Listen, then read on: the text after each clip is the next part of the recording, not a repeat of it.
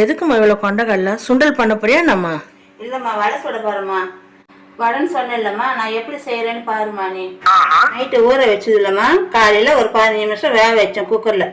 இந்த மாதிரி வேகணும்மா, நல்லா மாவு மாதிரி இந்த இருக்கணும், இந்த மாதிரி இருக்கணும். கொஞ்சம் குறைன்னு அரைச்சி எடுத்துக்கணும்மா. இங்கே வந்து பாருமா, நான் எப்படி அரைச்சிருக்கிறேன்ட்டு. தண்ணியை ஊற்றக்கூடாதுமா, இப்படி தான் அரைச்சி எடுக்கணும், குறைன்னு.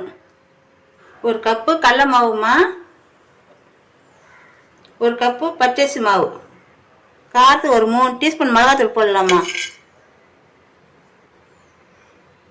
கொண்டைக்கடலை உப்பு போட்டு வேக வச்சு எடுத்துருக்குறோம் இல்லையாம்மா, அதனால் கொஞ்சமாக போட்டுக்கலாம்.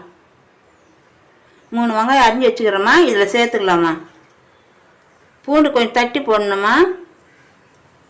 கொஞ்சம் கருவேப்பிலை, ரொம்ப தண்ணி ஊற்றக்கூடாதுமா, கொஞ்சம் லைட்டாக தண்ணி ஊற்றி பிசையணும். கொஞ்சம் தண்ணி தெளித்து பிசையணுமா, ரொம்ப தண்ணி ஊற்றக்கூடாது. நம்ம என்ன வேலையா செய்ய போறோம், சும்மா பார்க்க போறோம். இருக்கட்டும், அதுக்கு நம்மளுக்கு என்ன சம்பந்தம். ஒரே மட்டும் தண்ணி ஊற்றக்கூடாதுமா, பார்த்து பார்த்து தண்ணி தெளித்து தெளித்து பிசையணும். இது என்ன பிரமாதம், இது விட பெசலைட் ஒண்ணு இருக்கு.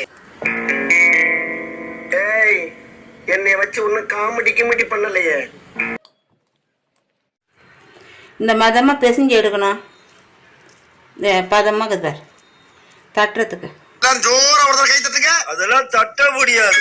ரைட் விடு.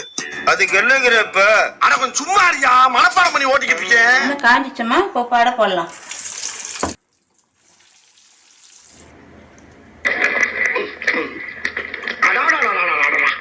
என்ன வடையா, மசால் வடை, மசால் வடையா, அருண் சுவை நாக்கில் உட்காந்து நடனம் ஆடுது. வடை ரெடி ஆயிடுச்சு பாருமா.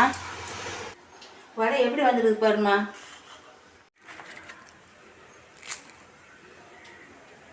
வடை எவ்வளோ நல்லா இருக்கு பாரு. வடை எனக்கு போகிறப்பன்னு கிறிஸ்டியாக இருக்குது பாருமா.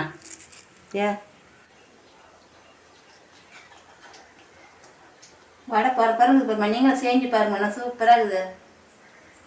மறக்காமல் எங்கள் சேனல் சப்ஸ்கிரைப் பண்ணோம்மா.